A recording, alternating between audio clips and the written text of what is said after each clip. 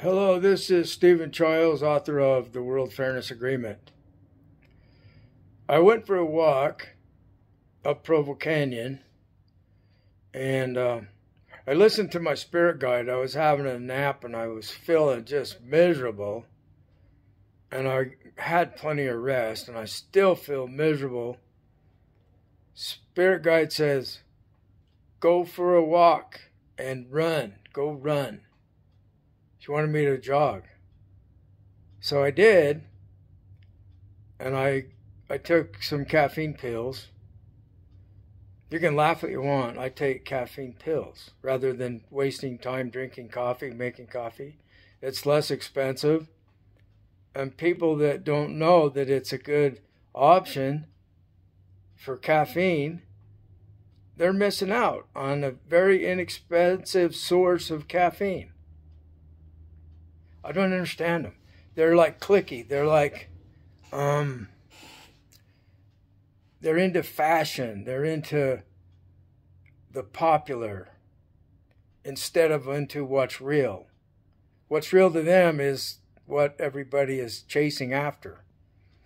But if you study Buddhism much, you realize that what everybody is chasing is after is just leading them in a circle like a dog chasing its tail. So I don't care what they think. I'm not a prisoner to what they think of me. I don't care what they think of me. I care what I think of me. And they don't want me to think of them what I actually think of them. They don't want me to think this, but I do think this. And they try to stop me, but they can't stop me. And they make more and more of a fool of themselves until they wake up and smell the coffee or the caffeine pills, and you realize that pursuit of fun is not getting you any happiness or power over people through bullying and through your being the leader of your gang. It's pretty ugly. I was thinking a lot about beauty and ugly today. So like God makes us how we are, and some of us are very attractive and some of us are not. So people hate God, and they get the wicked witches to turn them into beautiful form because they hate God for making them unattractive. And so that team has to win, or they won't stay pretty. They'll be turned back into the toad or the frog instead of the princess.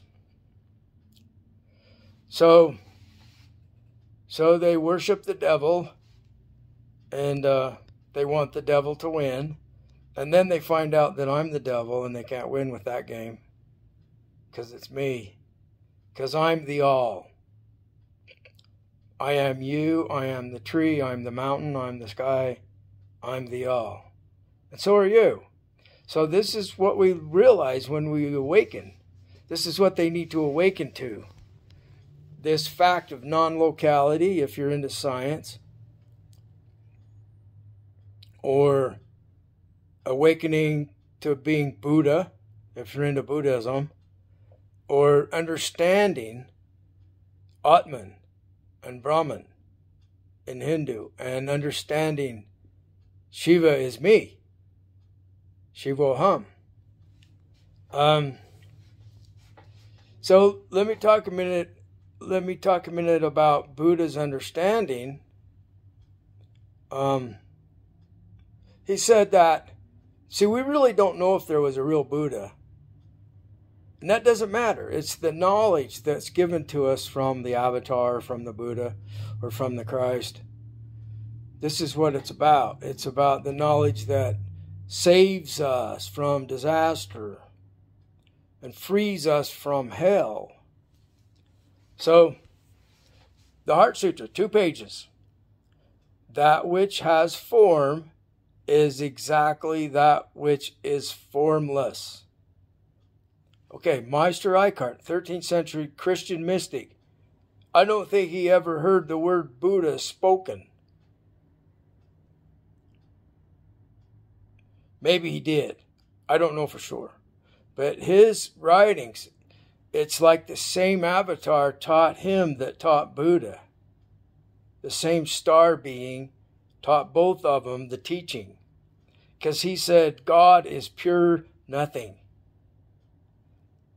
That which is nothing is that which is everything.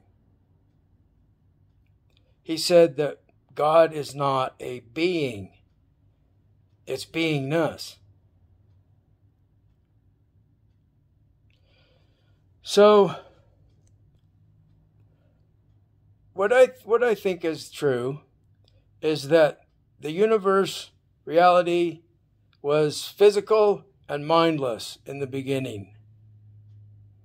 And then, one day, long ago, 3 billion on planet Earth, where did this happen before it happened on Earth? We don't know that yet. It's still an unknown. We've yet to meet our neighbors in a way that they communicate with us very much.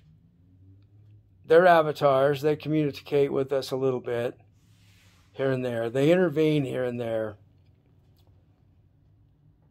So, when you realize that you're the whole thing yourself, it's not separate parts. And we've learned this from science. It's non-locality. So I'm you, you're me, we're everyone, we're everything. Everything is us. There's no separate parts. It looks like it. We get to experience it that way. That's what the mind that evolved from no mind thinks. And the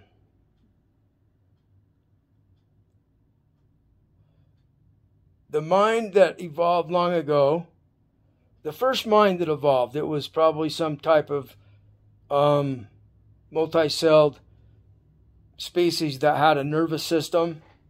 Maybe it was an octopus. I don't know. You'd have to research the first species that had a brain. That would be close to what we're talking about. And as soon as the brain happened, the mind happened. And then instantly, well, it's not like instantly happened. It's reality's already one. So the mind evolved into this oneness. But it didn't know it. It thought it was a separate thing. But it's not. It's the oneness in the form of a brain. In the form of a body, mind, brain. The brain is an organ of the body to keep the body from getting hurt. So the brain serves the physicality. See what I mean? And then we have this sense of self. It's the self that's getting hurt. I don't want to get hurt. I. We. I and we. So this is what Team Fairness is about. We don't want to be done wrong anymore. Quit hurting our body and our mind with emotional pain from abuse and narcissism, so forth. Okay, now I want to shift gears into overdrive and talk about parallel worlds, super-determinism, and a possible fact of reality that seems to explain to me what might be going on. So with the many worlds theory, there might be 1 million possibilities, an unlimited number of possible universes, infinite. And every possible thing that can happen happens all at once. And keeps, it's like it's not limited by anything. So we're just this one line in that monstrosity of universes that we're just here and now making one choice at a time. And our heart pumps blood one beat at a time. So, super-determinism says that everything is made at the beginning complete. So the entire universe, from beginning to end of time, is already created. And every single possible thing that can happen, happens. So there's no parallel worlds. There's just this one super-determined world, universe, reality. So, where is free choice in this? There's not any. In the world where there's no parallel worlds, only just one super-determined world, we don't have any choice. This is all just an illusion, I guess. It doesn't make sense because we seem to have choice. Okay, so let's say there's not an infinite number of parallel worlds. There's only two, heaven and hell. That's all there is. Two possibilities. And it's very important what we choose on whether we go to heaven or whether we go to hell. It might be that we don't die when we die because either God, this perfect nothing that is everything wants us to not cease to exist. So everything wants us to not die. We die to human form, the present human form, but we don't die as to our own personality, our own self. Maybe that's true. I'm willing to be this particular individual till the end of time just to defeat evil, just to make sure that Team Fairness wins. And on the other hand, I'm willing to not exist right this second. I'm not. See, this is the beauty of Buddhism. Quit chasing your desires for a minute. I mean, you're going to get turned on by a pretty girl, but don't pursue it. You can't do anything about it. You're powerless. And she's powerless. So they say, you have to want me. No, I don't have to want anything. I'm practicing Buddhism. I don't want anything. Please. Thanks, but no thanks. I don't want it. It's an addiction. It's like alcoholism. So we need to learn to say no to our feelings.